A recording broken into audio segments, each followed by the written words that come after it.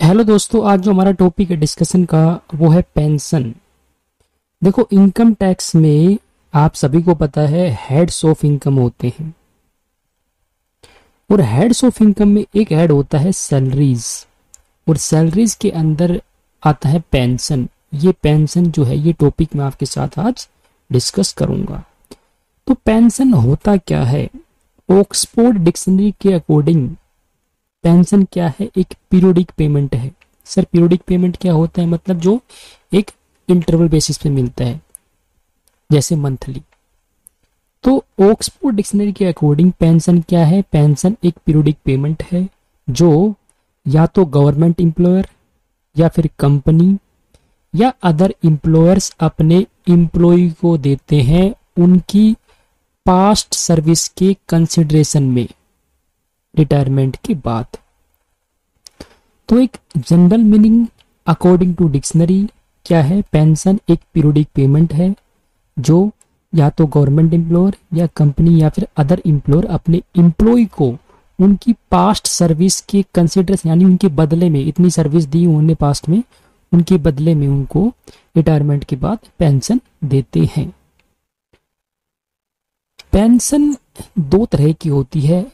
Income tax point of view से बातें कर रहा हूं मैं। पेंशन दो तरह की होती है, एक होता है अनकॉम्यूटेड पेंशन और एक होता है कॉम्यूटेड पेंशन। अनकॉम्यूटेड पेंशन का मतलब होता है ऐसी पेंशन जो रिसीव होती है पीरियोडिकली, जैसे मंथली रिसीव होना। अनकॉम्यूटेड जो मंथली रिसीव होती है। जो पेंशन अनकॉम्यूटेड है यानी जो मंथली मिल रही है वो according to income tax act 1961 ये पूरा का पूरा क्या है? टैक्सेबल होता है। पूरा का पूरा क्या है? Taxable, fully taxable. अब भले ही एम्प्लॉय गवर्नमेंट हो या नॉन गवर्नमेंट हो, कोई फर्क नहीं पड़ता। अगर अनकॉम्यूटेड पेंशन है तो पूरा का पूरा क्या हो जाएगा? टैक्सेबल। मतलब अगर 100 रुपये मिलता है तो 100 रुपये पे टैक्स लग जाएगा, उसकी ग्रोस सैलरी में पेंशन के रूप में ये ऐड हो जाएगा। अगर बात करें कॉम्यूटेड पेंशन की, कॉम्यूटेड होता है लंप सम यानी इकट्ठा अमाउंट मिलता है, इकट्ठा अमाउंट मिलता है। कॉम्यूटेड पेंशन जो है वो एग्जम्प्ट होता है अंडर सेक्शन 10 क्लोज 10 ए के तहत। एग्जम्प्ट का मतलब होता है ग्रोस सैलरी में उसको ऐड ही नहीं करते, इसका मतलब ये होता है। तो मैंने आपको बताया कि अनकॉम्यूटेड पेंशन जो मंथली बेस पे मिलती है वो पूरी टैक्सेबल होती है, फुली टैक्सेबल होती है, भले एम्प्लॉय गवर्नमेंट हो या नॉन गवर्नमेंट हो। बट कॉम्यूटेड पेंशन जो होती है, जो इकट्ठी मिलती है, जो लमसम मिलती है, वो एग्जम्प्ट होती है। कितना पोर्शन एग्जम्प्ट होता है वो हम देखेंगे, वो निकालना पड़ेगा हमें। लेकिन आपको मोटा मोटी बात ये पता होनी चाहिए, कॉम्यूटेड पेंशन जो है एग्जम्प्ट होती है अंडर सेक्शन 10 क्लोज 10 ए के तहत। कितना एग्जम्प्ट होता है वो निकालेंगे हम। एक एग्जाम्पल के माध्यम से समझिए आप। मान लो ए नाम का कोई पर्सन है, इनको पेंशन मिलती है 8,000 रुपये पर मंथ, 8,000 पर मंथ। इन्होंने क्या किया? रिटायरमेंट हुआ और 20% जो है वो कम्यूट करा लिया और इनको लमसम अमाउंट मिला 96,000। यानी ये जो 96,000 है ये 20% कंप्यूट कराने से मिला है। तो जो रिमेनिंग पोर्शन है यानी 80% इनको अब कम्यूट होने के बाद कितना मिलेगा? 80%, यानी 8,000 का 80% हो जाएगा 6,400, 6,400 रुपये। ये अब उनको मंथली मिलना स्टार्ट हो जाएगा आफ्टर कंप्यूटेशन।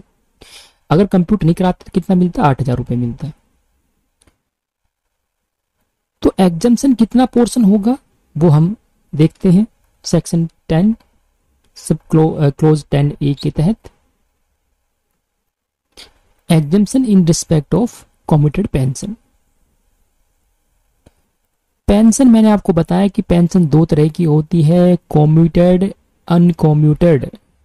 कॉम्यूटेड देखते हैं हम, क्योंकि आपको पता है कि जो अनकॉम्यूटेड होती है यानी जो मंथली बेसिस पे मिलेगी वो तो पूरा का पूरा टैक्सेबल है, भले एम्प्लॉय गवर्नमेंट हो या नॉन गवर्नमेंट हो, कोई फर्क नहीं पड़ता। एम्प्लॉय गवर्नमेंट नॉन गवर्नमेंट से पूरा का पूरा क्या हो जाएगा? टैक्सेबल हो जाएगा। उनकी ग्रोस सैलरी में उसको ऐड कर लेंगे अनकॉम्यूटेड पेंशन को।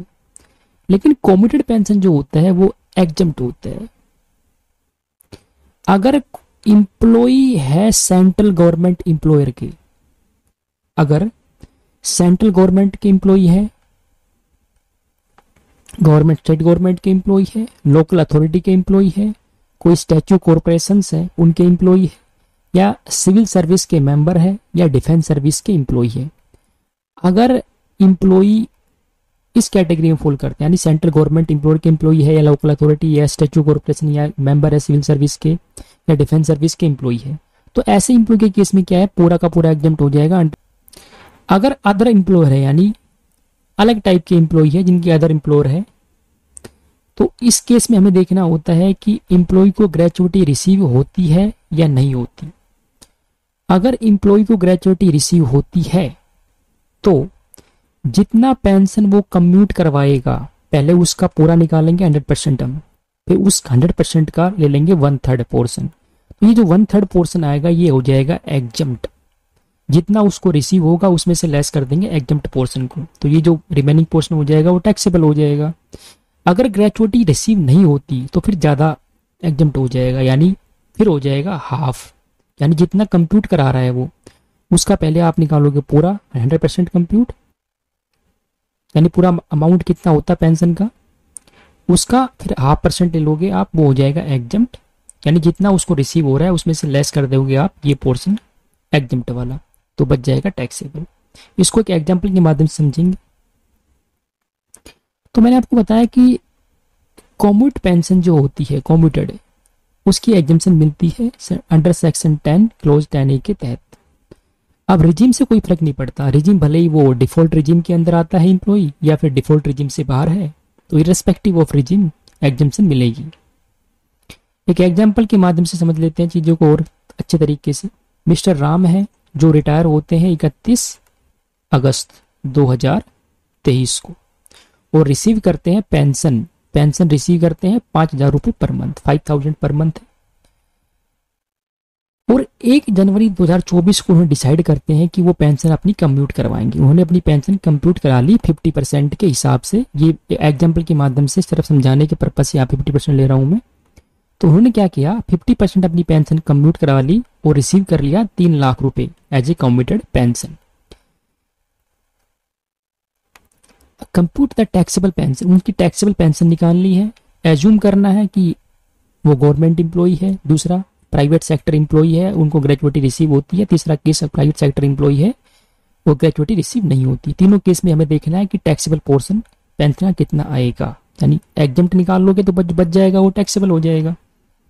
चलिए देखते हैं। हमें प्रीवियस ईयर 23-24 को ध्यान में रखते हुए उसकी टैक्सेबल पेंशन निकालनी है और कितना एग्जम्प्ट पोर्शन है वो हम कैलकुलेट कर लेंगे। तो एग्जम्प्ट निकल जाएगा तो टैक्सेबल तो अपने आप निकल जाएगा।